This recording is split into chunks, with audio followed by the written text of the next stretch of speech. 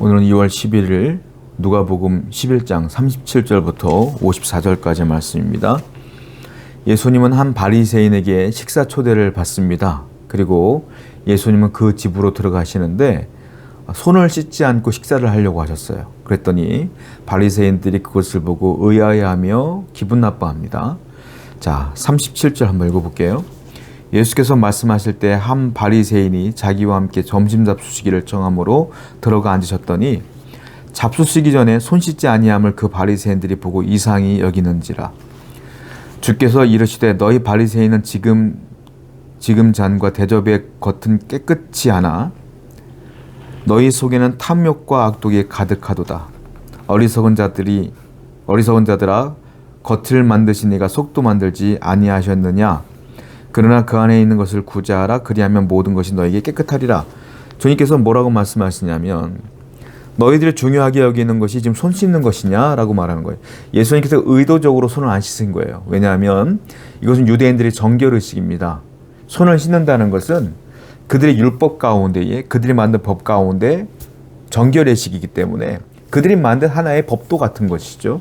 주님께서는 그것을 하지 않았어요. 왜냐하면 주님이 생각할 때는 그 겉의 모습의 깨끗함보다 더 중요한 것은 이 안의 깨끗함이거든요. 그런데 이 바리새인들은 겉은 깨끗한데 법은 잘 지키는 것 같은데 율법은 잘 지키는 것 같은데 그 안에는 뭐가 있다? 악독이 가득한 걸 주님이 보았기 때문에 주님은 여기 식사하러 오신 게 아니에요. 그들을 깨우쳐주기 위해서 주님이 오신 것이다 라는 거죠. 여러분 기억해야 돼요. 성도는 겉모습이 중요한 게 아니에요. 우리는 속이 중요한 거예요. 저는 이런 얘기들을 참 많이 들어요. 교회에 오면 성도들은 목사이니까 저는 성도들을 볼 거 아닙니까? 성도답지 않은 사람이 한 명도 없습니다. 교회 오면 다 장로님 같고 다 권사님 같고 다 집사님 같고 다 그래요. 다 선해. 다 착해. 그런데 이야기를 들어보면 바깥에서 사회생활을 할 때 그분들에 대한 실질적인 이야기를 들어보면 내가 교회에서 봤던 모습들이 아닌 경우가 굉장히 많아요. 여러분, 성도는 그래서는 안 되죠. 성도는 교회에서나 교회 밖에서나 똑같은 모습으로 일관되게 살아야 돼요. 하나님께서 원하시는 것은 여러분들의 삶의 모습과 겉의 모습이 같은 것, 그것을 원하시는 것이지요. 바리새인들의 문제는 뭐냐면 사람들 볼 때는 겉으로는 완벽해 보여요. 그러나 하나님 보시기엔 그 안은 악독으로 가득하다라는 거 아니겠습니까? 그것이 문제다라는 거겠어요. 자, 42절부터 44절 볼게요. 예수님께서는 작정을 하시고 이 바리새인들을 책망하십니다. 42절 화 있을진저 큰 소리를 주님 말씀하세요. 너희 바리새인들이여 너희가 박하와 운향과 모든 채소의 11조는 들이되 공의와 하나님께 대한 사랑은 버리는도다. 그러나 이것도 행하고 저것도 버리지 말아야 할 것이나 화 있을진저 너희 바리새인이여 너희가 회당의 높은 자리와 시장에서 문안받는 것을 기뻐하는도다. 화 있을진저 너희여 너희는 평토장한 무덤 같아서 그 위를 밟는 사람이 알지 못하느니라. 주님께서는 화 있을진저 3번이나 바리새인들을 책망하는데요. 첫 번째는 뭐라고 말합니까? 너희들이 박하와 운향과 모든 채소의 11조는 들이되 공의와 하나님께 대한 사랑은 버리는도다. 공의, 이웃에 대한 사랑, 또한 하나님에 대한 사랑은 버렸다. 너희들 마음 가운데는 하나님을 공의롭게 바라보는 마음도 하나님의 사랑을 느끼는 마음도 그 사랑대로 그 말씀대로 이웃을 사랑하는 마음도 전혀 없다. 전혀 없다. 그러니까 너희들에게는 심판이 있을 수밖에 없지 않겠느냐. 너희들은 관습이 중요하고 너희들은 전통이 중요하고 하나님께서 원하시는 그 말씀의 내용은 중요하지 않아. 그 말씀의 내용은 하나님을 사랑하라 이웃을 사랑하라인데 너희들은 하나님도 사랑하지 않고 이웃도 사랑하지 아니하고 너희들은 관습을 지키는데 관습을 지키지 않는 사람들을 정죄하는 데만 급급하구나. 이 외식하는 자들아 라고 주님께서 말씀하시죠. 두 번째 그들의 죄를 주님께서 말씀하시는 게 뭡니까? 화 있을진저 너희들은 회당의 높은 자리와 시장에서 문안받는 것을 기뻐하는도다. 다른 말로 말하면 사람들에게 인정받고 높은 자리에 앉고 정말로 권력을 취하고 힘을 갖는 것에 취하여 있구나. 허망한 것에 빠져 있는 것들아 이 화 있을진저 라고 말씀하시는 거예요. 하나님의 말씀을 지키는 데는 안중도 없고 그 말씀을 따르는 마음도 없고 말씀대로 살려는 마음도 없고 그 말씀을 매개체로 해서 그 하나님의 말씀을 정말 도구로 삼아서 하나님을 도구로 삼아서 권력을 잡으려고만 혈안이 되어 있고 사람들에게 존경받고 인정받는 것에만 혈안이 되어 있구나 라고 주님께서 말씀하시죠.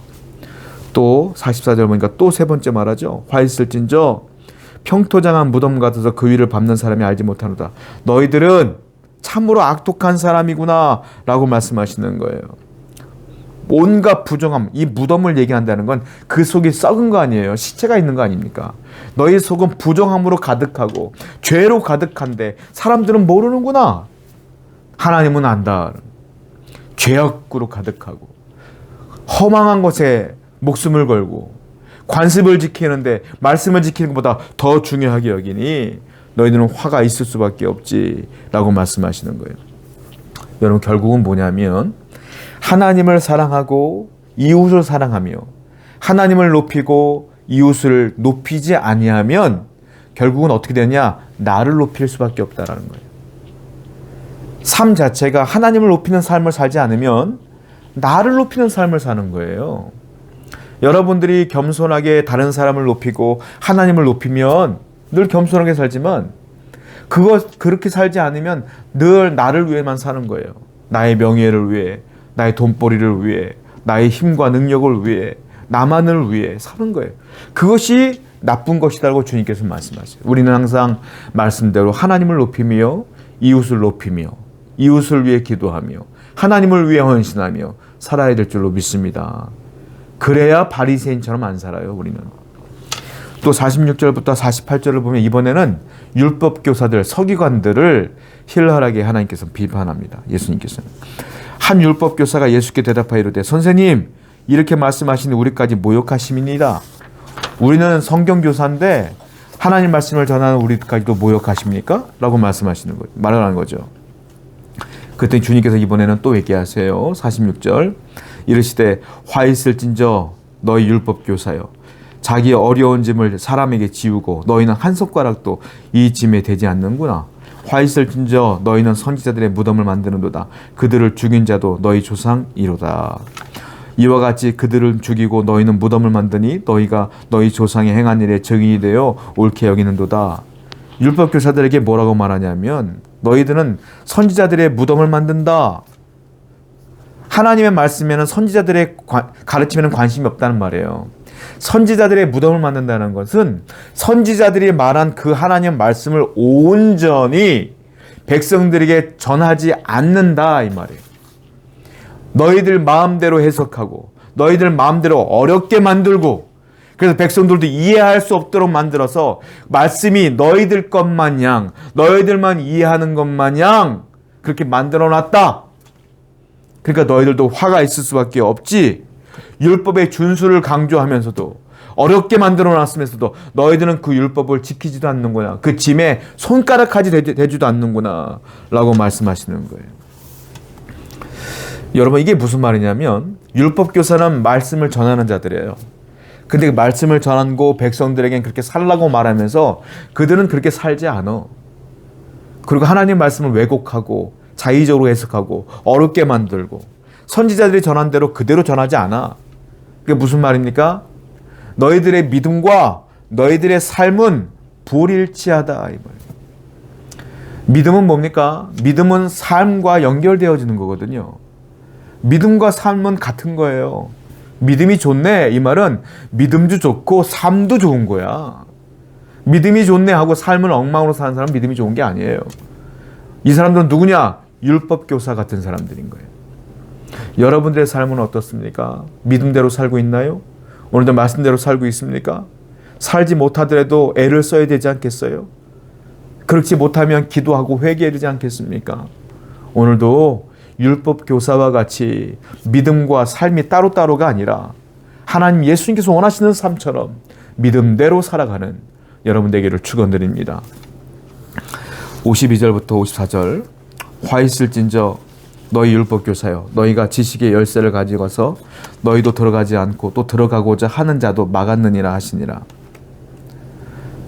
거기서 나올 때에 서기관과 바리새인들이 거세게 달려들어 여러 가지 일을 따져 묻고 그 입에서 나오는 말을 택잡고자 하여 노리고 있더라. 예수님께서는 회개하라는 소리였어요. 지금까지. 바리새인들아, 이렇게 너희들이 잘못했으니 하나님 앞에 회개하라. 율법교사들아, 너희들은 이렇게 잘못했으니까 회개하라 라고 주님께서는 심판당하지 말라고 얘기한 거예요. 회개하라고. 근데 이들이요, 이 얘기를 듣고 분노가 가득해. 화가 막 차올라. 그래서 어떡합니까? 예수님께서 거기서 딱 나오자마자, 바리새인 집에 나오자마자 득달같이 달려들어요. 그리고 어떡합니까? 여러 가지 일을 따져 물어. 막 질문을 막 퍼대.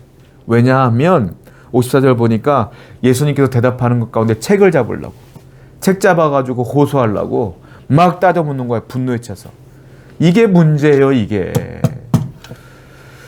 하나님 말씀이 우리에게 우리의 죄를 깨닫게 해주시면 어떻게 해야 될까요? 울며 회개해야 됩니다. 그러면 사는 거야. 근데 예수님께서 회개하라고 말했는데 이들은 어떻게 돼요? 분노가 가득하고 오히려 예수님을 죽이려고 달려들어. 그러니까 심판당할 수밖에 없는 거예요. 사랑하는 성도 여러분, 이 앞에 있는 목사가 설교할 때에 여러분들에게 개인적으로 메시지를 준 적이 단 한 번도 없어요.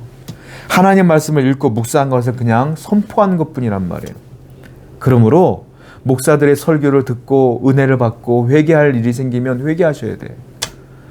저 목사가 나한테 하는 말이구나라고 화내고 분노하는 사람은 바리새인과 같고 율법교사와 같고 서기관과 같은 거예요. 심판받을 수밖에 없죠. 성경 말씀을 읽다가 성경 말씀이 내게 은혜를 주고 회개를 준다면, 깨달음을 준다면 회개해야죠. 내가 이 말씀을 듣는데 마음에 탁 부딪혔어. 그때 그냥 화가 나서 말씀을 덮어버리고 그 부분은 안 읽어? 심판받을 수밖에 없어요. 하나님의 말씀이 여러분들 앞에 자극을 주면 깨닫고 회개하시는 복된 자가 되실 줄로 믿습니다. 오늘도 하나님 은혜 가운데에 삶과 믿음을 일치시키는 여러분 되기를 축원드립니다. 기도합시다. 하나님, 우리의 믿음과 우리의 삶이 일치되기를 원하고 하나님 말씀을 깨달았으면 회개하는 복된 자가 되게 하여 주옵소서. 예수님의 이름으로 기도드렸습니다. 아멘.